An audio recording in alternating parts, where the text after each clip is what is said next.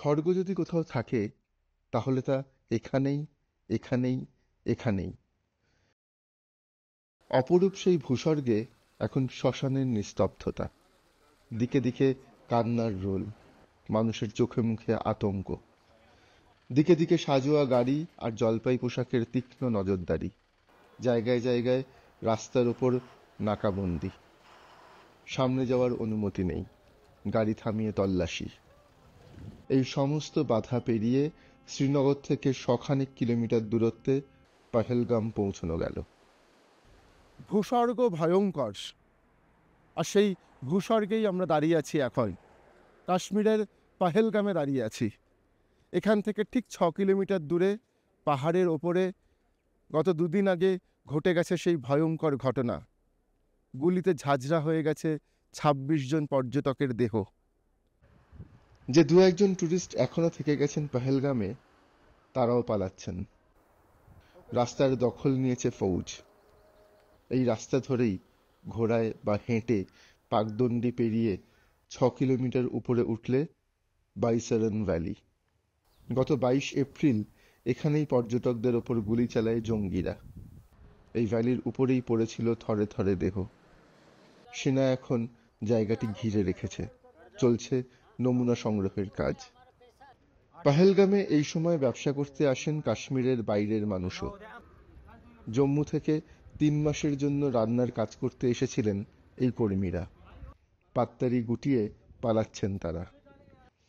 শুনশান হোটেল, একের পর এক বাতিল হচ্ছে বুকিং।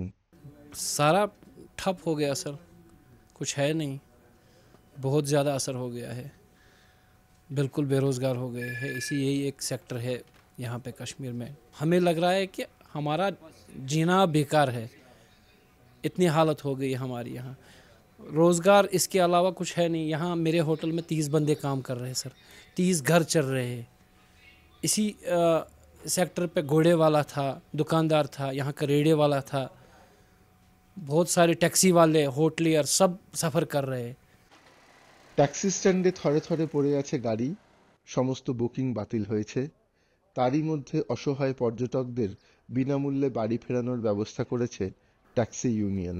5 दिन के लिए सर्विस हमने फिर ये रखी है, जहाँ से कहीं पे भी ऑल ओवर इंडिया कहीं पे भी जाना हो तो हमारी गाड़ियाँ फ्री सेवा के लिए सर।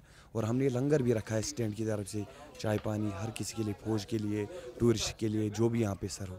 टूरिस्ट को बहुत लेके गए, जैसे एयरपोर्ट श्रीनगर के लेके गए हैं, जम्मू के लिए भी लेके गए हैं। अब हमारी गाड़ी जो जम्मू के लिए गई है, जो फ्री सर्विस लेके वहाँ तक पहुँचे, मगर उनको वहाँ पे बंद करा गया है सर।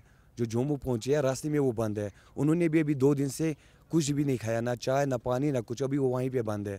तो वो डर उनको पकड़ा गया है वहाँ पे, ताकि वो पहलगाम का नाम सुन के अब वहाँ पे पकड़ा जाता है उन ड्राइवरों को। কিন্তু বিনামূল্যে পর্যটকদের এই পরিষেবা দিয়েও শান্তি মিলছে না। কাশ্মীরের বাইরে তাদের গাড়ির ওপর আক্রমণ হচ্ছে বলে অভিযোগ। এদিকে পহেলগামে জুম্মার নামাজ শেষে 22 জুনের ঘটনার কড়া নিন্দা করা হয়েছে। স্থানীয় মানুষ প্রতিবাদ মিছিল বার করেন। পহেলগাম অঞ্চল কার্যত কর্ডন করে রেখেছে পুলিশ। বাইরে থেকে ভেতরে ঢুকতে দেওয়া হচ্ছে না, ভেতর থেকে কেউ বাইরে যেতে পারছেন না। এক ভয়ঙ্কর আতঙ্ক গ্রাস করে রেখেছে এই ভূস্বর্গকে।